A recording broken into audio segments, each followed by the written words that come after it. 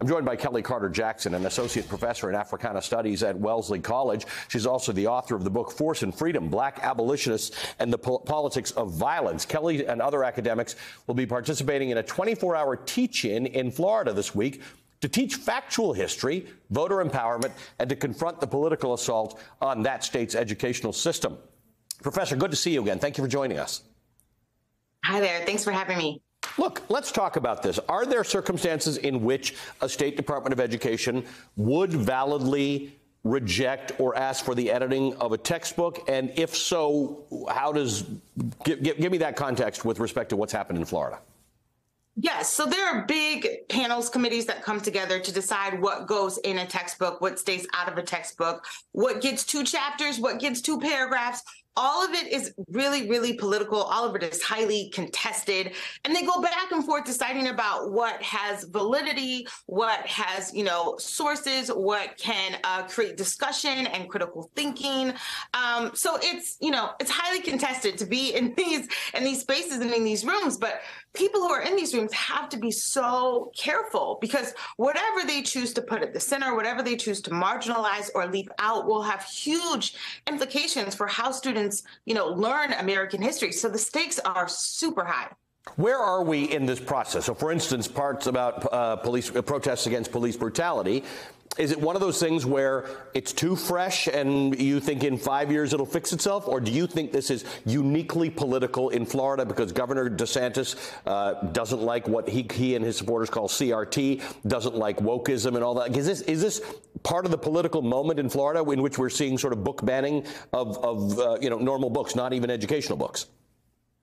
Absolutely. I mean, this is Ron DeSantis, this is his moment. He wants to marginalize and erase all of these conversations.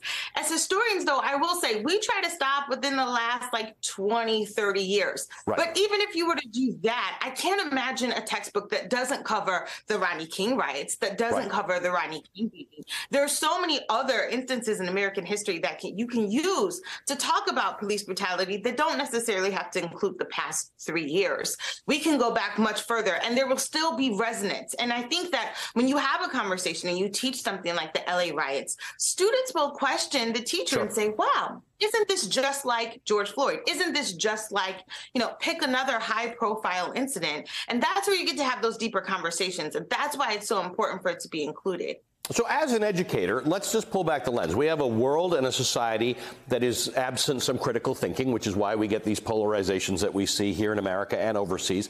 What's the long-term danger of this, where you take things out of the rubric for students that if they don't learn them now, there's a possibility they may never learn them?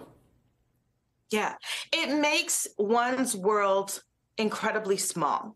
I don't think you can understand what it means to be an American and not understand the history of slavery, and not understand the history of the long freedom struggle or the civil rights movement, and not understand the struggles of LGBTQ people. These ideas, these movements, policy, legislation, it shapes the world that we live in. It shapes the schools that we attend to and the neighborhoods that we live in. It shapes the jobs that we take.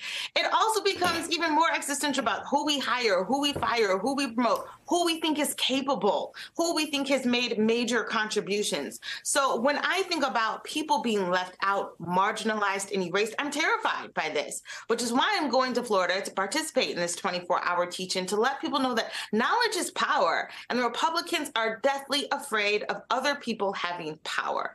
I hate to take everything back to slavery, but I think about the fact that enslaved people were not allowed to read. It was a crime to have literacy if you were enslaved. And they are pulling from old playbooks because they understand that knowledge is power. Yeah, those old playbooks work, which is why it's not a matter of pulling it back to slavery. That's actually the point here, that we are deliberately keeping our populations, or trying to keep our populations uninformed so that they are not critical of the things that go on. I think you and I need to continue this conversation, so thank you for this, Kelly. We'll have you back, and there's a lot more here that we need to discuss. Kelly Carter Jackson is an associate professor in Africana Studies at Wellesley College and the author of the book Force and Freedom, Black Abolitionists and the Politics of Violence.